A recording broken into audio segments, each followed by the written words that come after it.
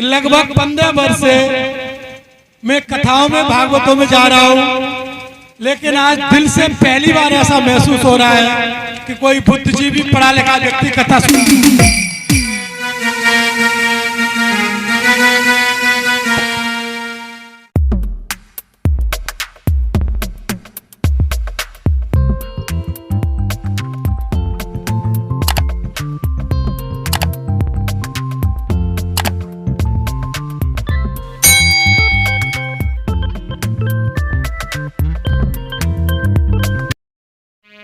बोलिए पंचशील दरबार की, तथागत बुद्ध की, बाबा साहब की, ललई सिंह यादव की, रामा स्वामी पेरियार की, डॉक्टर राम स्वरूप वर्मा की, डॉक्टर राम मनोहर लोहिया की, सम्राट अशोक की, रामपाल मंडल कठेरिया की, बाबू जगदेव प्रसाद कुशवाहा की, मान्यवर काशीराम साहब की और बीपी मंडल साहब की, एपीजे अब्दुल कलाम साहब की, चंद्रिका प्रकाश जिज्ञासु की, दीना भाना वाल्मीकि। सबसे पहले आचार्य बौद्धाचार्य सागर जी के श्री चरणों में प्रणाम करते हुए उन्हें बहुत बहुत साधुवाद, बहुत बहुत धन्यवाद इसलिए देना चाहते हैं। 15 वर्ष से मैं कथाओं में भागवतों में जा रहा हूँ, लेकिन आज दिल से पहली बार ऐसा महसूस हो रहा है कि कोई बुद्धिजीवी पढ़ा लिखा व्यक्ति कथा सुन। बुरा मत मानना, ये गांव मेरा ही गांव है, मैंने कभी इस गांव को अलग नहीं माना, इसलिए इस गांव के सभी बुजुर्गों के चरणों में शीश निभाते हुए प्रणाम करता हूँ। माताओं बहनों को नमस्ते करता हूँ, प्रणाम करता हूँ, चरण वंदन करता हूँ। और ये एहसास दिलाया है आप लोगों ने कि सही मायने में आज आप लोग सच्ची भागवत कर रहे हैं। वो भागवत मैं उसका विरोधी नहीं हूँ, क्योंकि अभी किसी एक भागवत में से आ रहा हूँ और किसी दूसरी में जाना पड़ेगा, लेकिन आप मेरा महत्व समझ जाइए कि आप सही मायने में सही शास्त्री से सही भागवत सुन रहे हैं। इसी भागवत से हमारा और आपका कल्याण संभव है। उस भागवत से कल्याण नहीं हो सकता जिसमें हमारी माता बहनों को मंच के सामने भिन्न भिन्न प्रकार से आप लोग देते हैं लांगुरी और पता नहीं क्या क्या, मैं अपने शब्दों में नहीं कहूंगा कि लोग वायरल करते हैं। ये जो कथा आदरणीय आचार्य जी कर रहे हैं हम सबको सुननी चाहिए। आदरणीय आचार्य जी अभी सुना रहे थे, जितनी सारी फोटो लगी हुई है इनमें से किसी एक की 10% बात हमने मान ली तो हमारा और आपका और पूरे क्षेत्र का पूरा कल्याण हो जाएगा। हमें जरूरत नहीं पड़ेगी रोज रोज कथा भागवत कराने की। बहुत सारी कथाएं सुनते हैं। पहली बार मैंने पूछा कि आदरणीय शास्त्री जी कहाँ से आए, पढ़े लिखे शास्त्री है, मैं किसी देव नहीं लेता हूँ, लेकिन जिन महापुरुषों की फोटो लगी है इनमें से किसी एक की जीवनी पढ़ लेना और पढ़ने के बाद उसमें से 10% अपने जीवन में उतार लेना, आपके सकतपुर गांव का या बनोभारोल का ही नहीं, इस पूरे के पूरे क्षेत्र का कल्याण हो जाएगा। आदरणीय बाबा जी ने कहा था शिक्षा वह शेरनी का दूध है, इसे जो पिएगा वो दहाड़ेगा। आदरणीय आचार्य जी आज उसी बात को यथार्थ करते हुए जा रहे हैं। उसी कड़ी में मैंने भी प्रयास किया था छोटा सा आप लोगों के सहयोग से, बगल में पब्लिक स्कूल से लेकर के डिग्री स्कूल बना दिया है और आप सबके लिए बिल्कुल फ्री शिक्षा है। आप सब जानते हैं, उस शिक्षा को ग्रहण करिए। और मैं आज उम्मीद करता हूँ, कह सकता हूँ कि वो बाबा जी तो चले गए, हो सकता है इनमें से भी कोई एक नया बाबा उत्पन्न हो जाए, ऐसी कामना करता हूँ। यदि ऐसी भागवतें होंगी तो निश्चित तौर पर और अन्य ऐसे महापुरुष भी पैदा होंगे। जब हम महापुरुषों की बातें नहीं करेंगे, जब हम महापुरुषों की बातें नहीं सुनेंगे तो फिर महापुरुषों के बारे में जानकारी भी नहीं होगी। बहुत सारे महापुरुषों की बात की है। बाबा अंबेडकर जी ने जिस संविधान को लिखा था उस संविधान को लेकर के वोट तो बहुत लोग लेते रहे, राजनीति बहुत लोग लेकर करते रहे, लेकिन सही मायने में आज तक उनकी बात करने वाले बहुत कम लोग हुए हैं। जो लोग बाबा साहब की बात करेंगे वही अब देश पर राज करेंगे। ये सच्चाई है, उसको हमें सबको मानना पड़ेगा।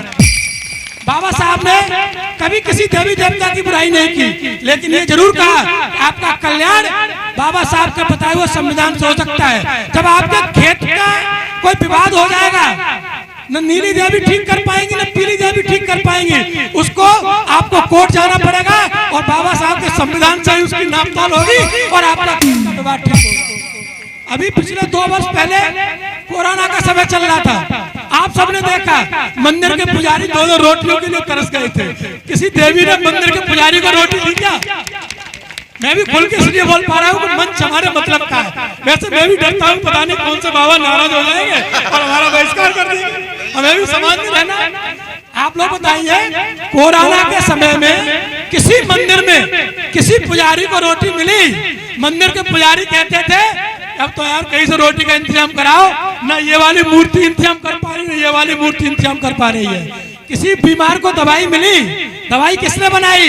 बाबा साहब के संविधान से जिन्होंने पढ़ाई लिखाई करके साइंटिस्ट बने, उन्होंने दवाई बनाई और केवल हिंदुस्तान के ही नहीं पूरे विश्व के मरीजों को खुशहाल किया, ठीक किया। इसलिए आज इस मंच से हम आप लोगों से हाथ जोड़ करके निवेदन करना चाहते हैं।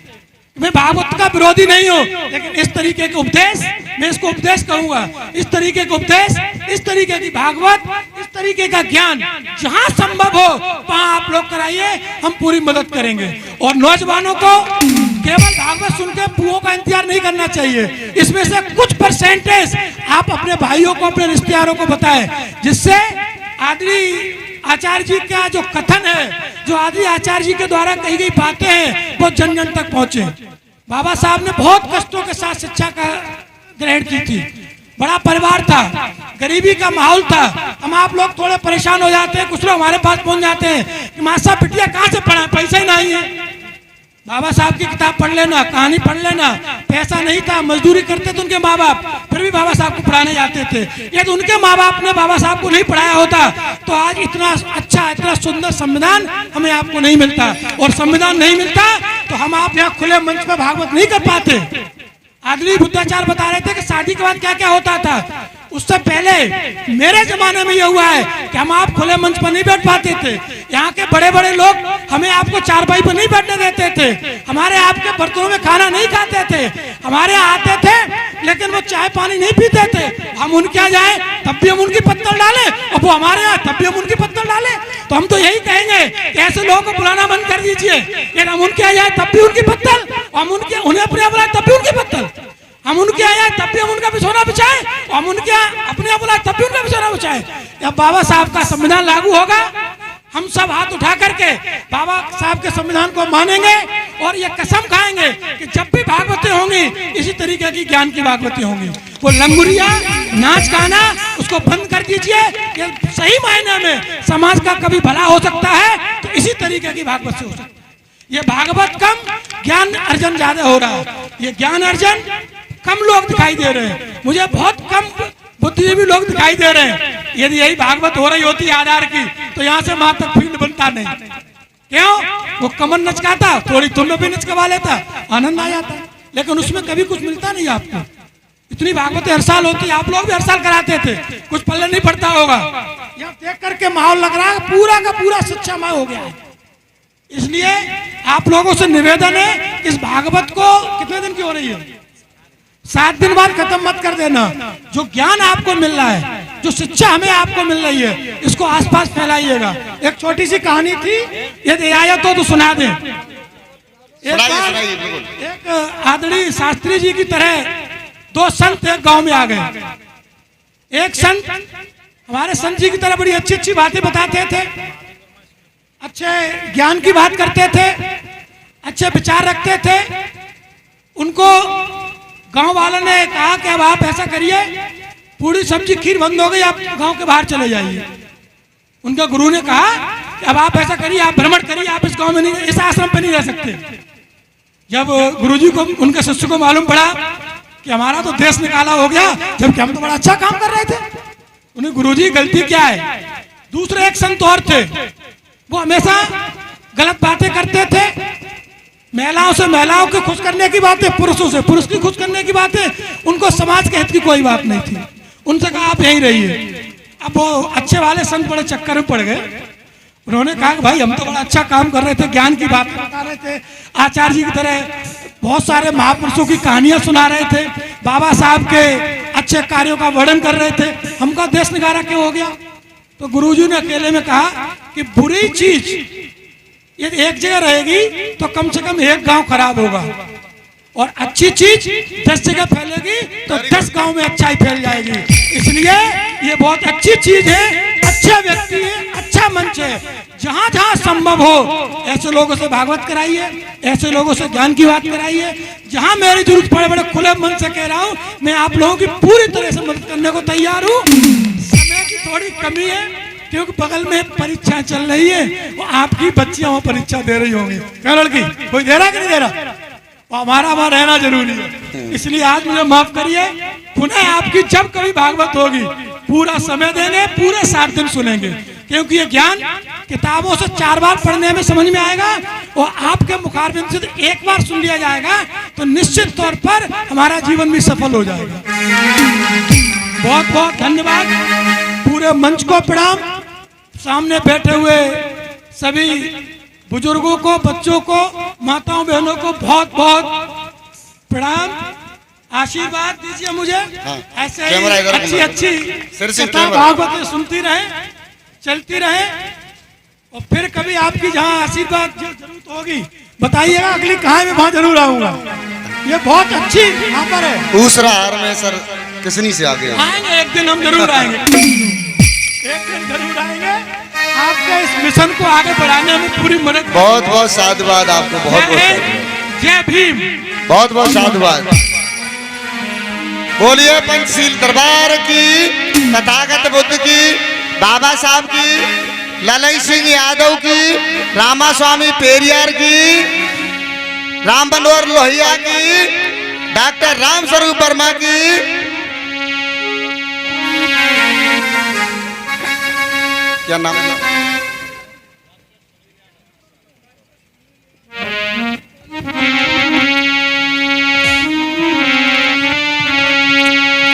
अरे सुनीला यादव सभा में भैया